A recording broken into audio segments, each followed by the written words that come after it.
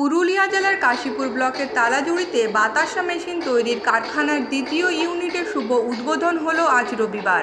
তালাজুড়িতে অবস্থিত শ্রী দুর্গা অটোমোবাইলসের বাতাসা তৈরির মেশিন কারখানার, যেখানে এলাকার যুবক যুবতীদের কর্মস্থানের লক্ষ্যে মুড়ি মেশিনের পাশাপাশি বাতাসা তৈরির মেশিন তৈরি করা হচ্ছে।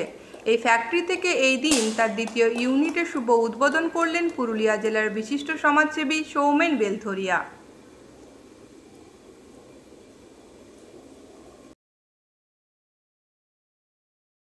ধন্যবাদ জানাবো যারা এই ধরনের উদ্যোগ নিয়েছেন। বিশেষ করে আমি দেখলাম যে একটা যেভাবে ইন্ডাস্ট্রি এখানে গড়ে তুলেছে তারা, এবং যেভাবে তারা পুরো এই কর্মকাণ্ড করছে, তাতে শুধু আমাদের এই রাজ্য না, অন্যান্য রাজ্যেও তারা এই যে এখানে যে ম্যানুফ্যাকচারিং হচ্ছে বাতাসা তৈরির যে ইউনিট, সেটা অন্যান্য রাজ্যেও তারা মার্কেটিং করছে। এবং সবথেকে যেটা ভালো যে প্রায় 50 থেকে 60 জন কর্মচারী যারা এই কাজের সাথে যুক্ত আছে এবং একটা কর্মসংস্থানের ব্যবস্থা তারা করেছে।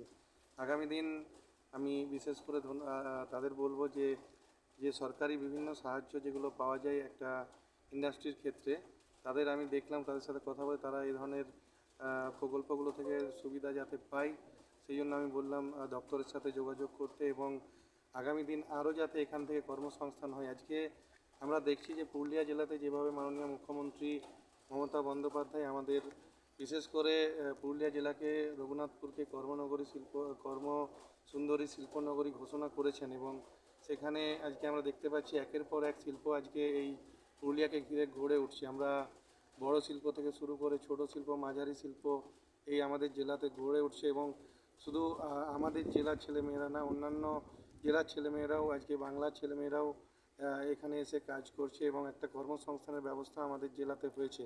এবং আগামী 5 বছরে আমাদের জেলাতে কর্মসংস্থান আরও অনেক বেশি করে হবে, যেভাবে আজকে শিল্প গড়ে উঠছে আমাদের এই পুরুলিয়াতে। তাই শ্রী দুর্গা অটোমোবাইলসে আমরা যে বাতাসা কারখানার আজকে উদ্বোধন করলাম, আমাদের সম্মানীয় অতিথি ছিলেন সৌমেন বেলথরিয়া মহাশয়ের হাত ধরে। তো এই যে বাতাসা মেশিন, এই বাতাসা মেশিনে প্রচুর মানুষের যে কর্মসংস্থান, সেই কর্মসংস্থান হচ্ছে। মূলত আমাদের এখানে যে ওয়ার্কশপে যারা কাজ করছেন বা আমাদের যা অফিস স্টাফ, এর সাথে প্রত্যক্ষ পরোক্ষভাবে আমাদের এখানে যারা প্রায় 50 থেকে 60খানা তো আছেই, আর পরোক্ষভাবে আরও অনেক মানুষ সেটা এই মেশিন থেকে উপকৃত হচ্ছেন, যারা বাড়িতে বসে বাতাসাটাকে তৈরি করে নিতে পারছেন। আর এই যে বাতাসা তৈরি একসময় হাতে কাটা হতো,